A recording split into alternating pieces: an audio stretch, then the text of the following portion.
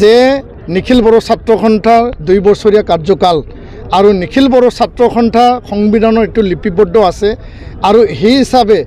জিলাই হওক আঞ্চলিকেই হওক বা কেন্দ্ৰীয় কমিটি হওক প্ৰতিটা 2 বছৰত কনফাৰেন্স ইনটু টাৰ্মিনেটিং ইয়াৰ তাত পুৰণা কমিটি ভংগ হয় নতুন কমিটি তাত গঠন কৰা হয়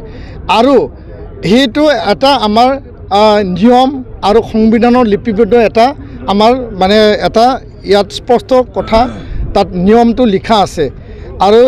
সেই ক্ষেত্ৰখনত মোৰ এটা আহ্বান সেই আহ্বানটো মই ৰাখিছোঁ প্ৰতিনিধি সভালৈ আমাৰ প্ৰতিনিধি যিসকল আহিছে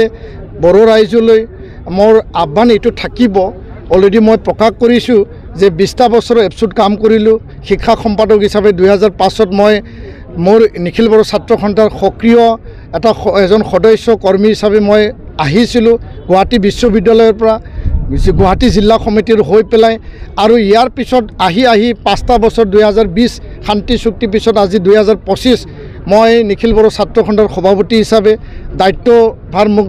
দিছিল সেই দায়িত্ব মই সুকলমে যিমান পাৰোঁ মোৰ সম্ভৱ মোৰ কেপাচিটি অনুযায়ী মোৰ অভিজ্ঞতা অনুযায়ী মই জাতিটোৰ কাৰণে সেৱা আগবঢ়াইছোঁ জাতিৰ প্ৰতিটো পলত মই থিয় দিছোঁ আপোচহীনভাৱে জাতিটো ৰক্ষণাবেক্ষণ দিয়াত জাতিৰ সমস্যাক আগুৱাই নি পেলাই সমাধান কৰাৰ ক্ষেত্ৰত মই সদায় আগবাঢ়ি গৈছোঁ আৰু বড়োলেণ্ড মহোৎসৱক প্ৰধানমন্ত্ৰী ডাঙৰীয়াক আমন্ত্ৰণ কৰিব লগা আৰু তেখেতৰ উপস্থিতিত বড়ো জাতিক বিশ্ব দৰবাৰত প্ৰতিষ্ঠা কৰা কাৰ্য আৰু এই অধিৱেশনত 16 তাৰিখে সন্মানীয় দেশৰ গৃহমন্ত্ৰী ডাঙৰীয়া ইয়াত আহিব উপস্থিত হ'ব যিখিনি পাৰোঁ যিখিনি মোৰ কেপাচিটি অনুযায়ী মই আগবঢ়াই নিছোঁ যে জাতিটো মানে প্ৰতিটো পলত আগবাঢ়ি যাওক বিশ্ব দৰবাৰত প্ৰতিষ্ঠা হওক আৰু আহি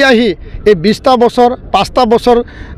মানে এপছু সভাপতি হিচাপে 20টা বছৰ এপছু এজন সাধাৰণ কৰ্মী হিচাপে মোৰ উপলব্ধিয়ে কয় যে নতুন প্ৰজন্মক দায়িত্ব দিব লাগে নতুন লিডাৰশ্বিপ আহিব লাগে এপছুক নতুন নেতৃত্বই শক্তিশালী ৰূপত আগবঢ়াই নিব লাগে আৰু ইয়াৰ কাৰণে মোক বিদায় দিব লাগে মই সন্মানে বিদায় ল'ব বিচাৰিছোঁ এই আৱেগবহুল এটা পৰিস্থিতি সদায় এই বডি ফৰ্মেশ্যনত টাৰ্মিনেটিং ছেশ্যন বা নতুন বডি গঠন পুৰণা বডি ভংগত আৱেগবহুল এটা পৰিস্থিতি থাকে এপছু এটা পৰিয়াল হয় এটা শৃংখলাৰ মাজত চলে এটা ডিচিপ্লিন আৰু এটা আমি কামানত চলা এটা সংগঠন হয় সদায় জাতি সেৱা কৰি পেলাই আমি ভাল পাওঁ তো ইয়াৰ কাৰণে আমি এৰা এৰিটো কেতিয়াও আমাৰ সংগঠনত মানে নিবিচাৰে মানুহবিলাকে কিন্তু সংবিধানটো আমি মানি চলিব লাগিব সংবিধানৰ আধাৰত আমি নতুন প্ৰজন্ম আনিব লাগিব তেতিয়াহে সংবিধানৰ আধাৰত আমাৰ সংগঠনটো শক্তিশালী হ'ব সংগঠন শক্তিশালী হ'লে জাতি শক্তিশালী হ'ব তো তাৰ কাৰণে মই ক'ব বিচাৰিছোঁ আহ্বান জনাইছোঁ যে এপছুৰ পৰা এই 57 অধিৱেশনৰ প্ৰতিনিধি সভা যে ডেলিগেট হাউচ হ'ব তাৰ পৰা মোক বিদায় দিব লাগে মই বিদায় মাগিছোঁ সেই কথাহে মই কৈ আছোঁ আৰু সেই কথাটো মই যোৱাকালিও ডেলিগেট হাউচত মই ব্যাখ্যা কৰিছোঁ ডেলিগেট হাউচে হেঁচা দিব মোক ময়ো হেঁচা দিম মই এই মানে